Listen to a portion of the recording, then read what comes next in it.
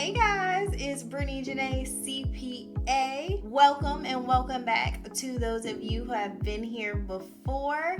I hope you are all having a great start to 2025 so far. I know I am, and I wanted to come back to you all with an update on my debt freedom journey. As you all may know, in 2024, I set off to pay off over $45,000 in credit cards, personal loans, medical bills, all consumer debt outside of student loans, and I hit that goal, which was a huge milestone to becoming debt free.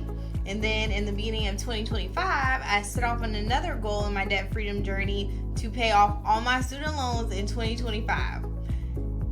Now I have $75,000 to pay off, so it's not a small amount, not a small number, but I am working towards paying that off. I have set a goal and I am sticking to it. To be even more specific, my balance as of January 1st, 2025 was $71,672. I started off with, I think, $75,000 maybe in the very beginning. So I paid off a loan in 2016. Shout out to 2016 me. She was thinking ahead. I appreciate her. But capitalized interest, increased that balance. I made some payments last year. I was paying about $500 a month last year, and I believe only $200 or so of that actually went towards my principal, so that decreased my payment a little bit. But I started off with that $71,672 number on January 1st, 2025. So I wanted to show you guys what my progress was looking like. As you can see here, this is my debt payoff plan that I've updated for my student loans. So as you can see, all my other bills are paid off outside of my student loans and my mortgages. So I put in some more detail down here. My loans is my number of loans, the type, the loan group or whatever they're called. They have them listed out like this on the student loan platform. I have Nelnet, my interest rates, my minimum payments, and how much I'm going to be paying per month. In January and February, I hit my goal as far as what I was going to pay off. In January, I made a payment of $4,000, and in February, I made a payment of $3,500. My goal is to pay at least $3,500 a month, but between $3,500 and $4,300 a month, I'm going to be paying depending on what my income is for that month and whatever else I have going out. But $3,500 is the minimum that I'm sticking to, and I've been doing great these past 2 months of 2025 and sticking to my goal. In January, I actually paid off 3 loans, so that was very nice to see. I actually got these congratulatory messages, I'll show you guys in the screen, that I paid off loans. Congratulations from Nelnet. So that felt amazing to see. And something else to note that I'm doing this year that's different than 2025, I'm actually going to be using the debt snowball method this year instead of the debt avalanche method, which I was using last year. And that's because to tackle all these loans, so right here I'm showing 19 loans. To tackle all these, I need quick wins to stay disciplined. The fact that I was able to pay off 3 loans in January was a quick rush. It made me feel good. I had immediate progress. So it's helping me stick to my goal, and it's helping me see more progress along the way quicker. So I might be paying more interest over time, but it's worth the quick wins. And it's probably not going to be that big of a difference considering my balance is so high. I'm just going to make the payment, smallest payment first. So if you're unaware of the debt snowball method is, that's when you throw all your extra amount over the minimum towards the smallest balance first, versus the avalanche method, which is what I was doing last year for my credit card bills. Those are also much higher interest rates as well. I was tackling the balance with the highest interest rate first. So doing things a little different this year, but it's working for me. As you can see, I've already paid off 3 loans in January, and then February I paid off a loan as well. Based off this plan that I currently have, I will be paying off at least 1 loan per month. So that is great. If I was just focusing on my larger balances, which is this $12,000, this $8,000, I probably wouldn't have paid off a loan until maybe like April. So it has its pros and its cons, depends on what's best for you. but I was very happy to see that I got these congratulatory messages from Nell. Now I'm like, this is what it feels like. I can keep this up. I need to keep feeling this excitement, this gratification for actually making progress on paying down my debt. As you guys will see, according to my payoff method, I have this large payment in December. That's because I get my bonus in December. So I'm going to be pretty much throwing all of that bonus towards my student loans. But even with doing that large payment in December, based on how things are right now, I will not be able to pay off all my student loans by the end of this year. And the reason for that is this payment plan is based off my guaranteed income. So, granted, nothing happens. I don't lose my job. Nothing happens with my rental property. This is the guaranteed minimum amount that I can make each month if nothing crazy happens. So this doesn't include any supplemental income that I can make for my businesses, tutoring, whatever have you. If I stay on this plan, the way things are going now, I won't be able to pay off my student loans until May of 2026. So that's not bad. May 2026 is not bad at all. However, December 31st, 2025 is my real goal. I am going to figure out ways to make more money to hit my goal, because I want to go into 2026 debt free outside of my mortgages. So that is what I'm going to make happen. I'm going to figure it out. I'm in tax season right now, so it's a little hard to figure out ways to make extra money, but I am going to put all my focus towards that after tax season is over, and I'm going to really hone in on making more money so I can pay off these student loans.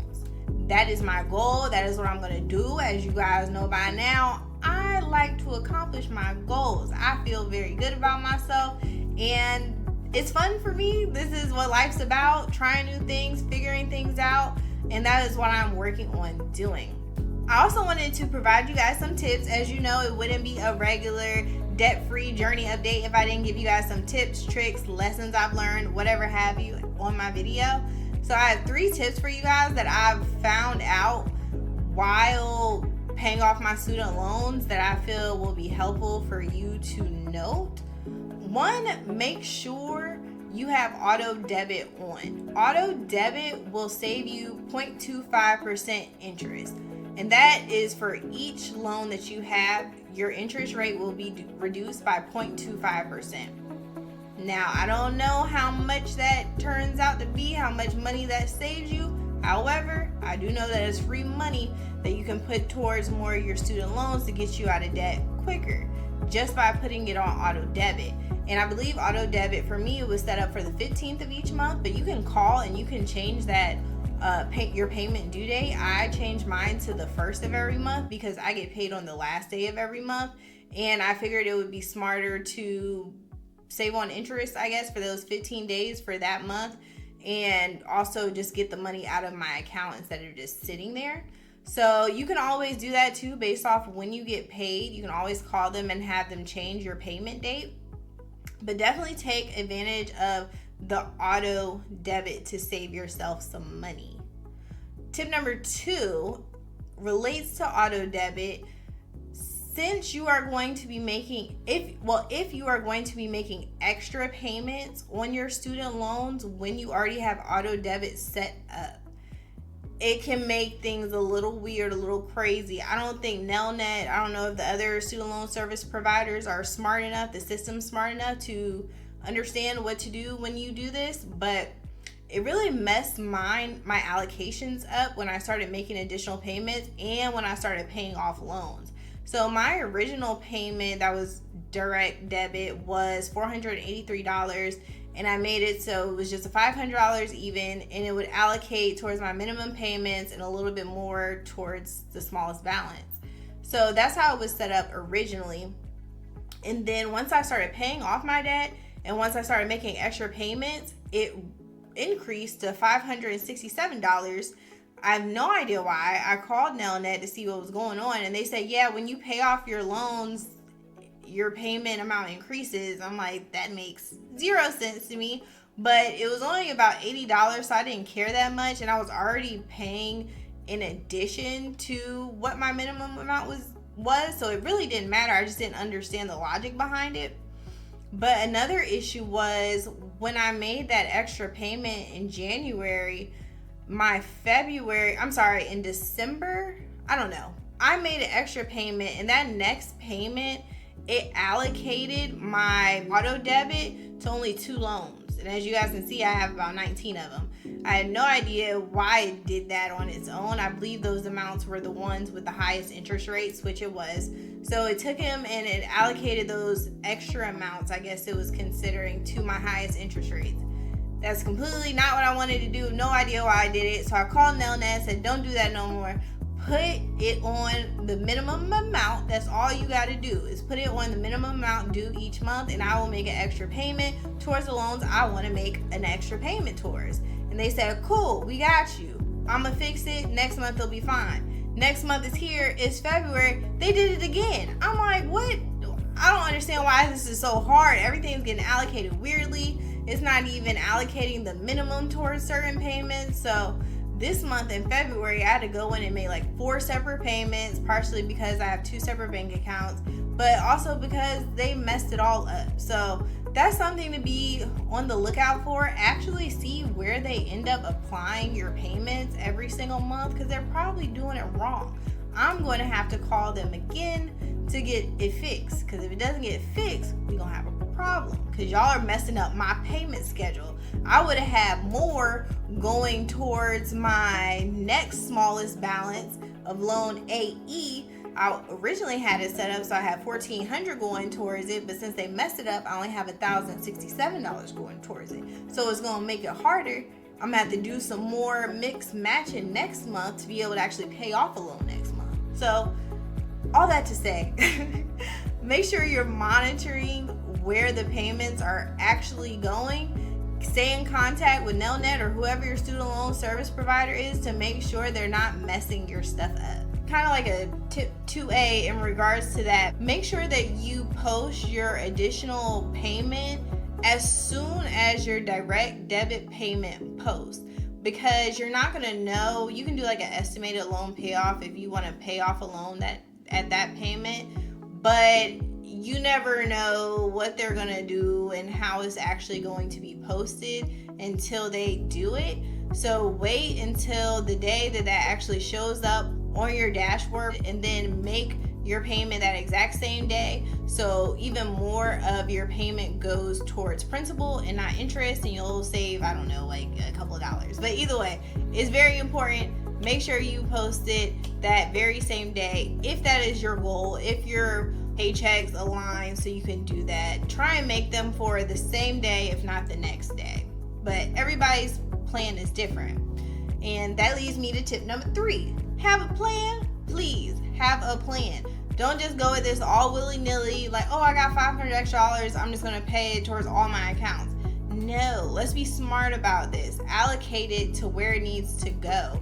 Maybe if it works for you and if it makes sense for your specific situation where you can save money, maybe consolidate. I don't think it makes sense for me, because I think consolidation, they just take the average, and I honestly don't know how it works, so ignore that. But I like being able to choose where it goes. This is easier for me. I love a plan. I love a schedule. I love a spreadsheet. So this is fun for me. I love doing this, and I'm saving money by doing this and allocating these payments to where I want them to go. But either way, you're going to need a plan. How much can you pay per month? Do you have a budget where you have a certain amount allocated towards your student loans each month? Pay, even if it's not a lot, pay at least an extra $100 towards your student loans. Anybody can make an extra $100. You can do DoorDash, tutoring, whatever have you, for extra $100, not too much more of your time, and you can put it at your student loans, and now even that will make a huge difference. So just have a plan and stick to your plan.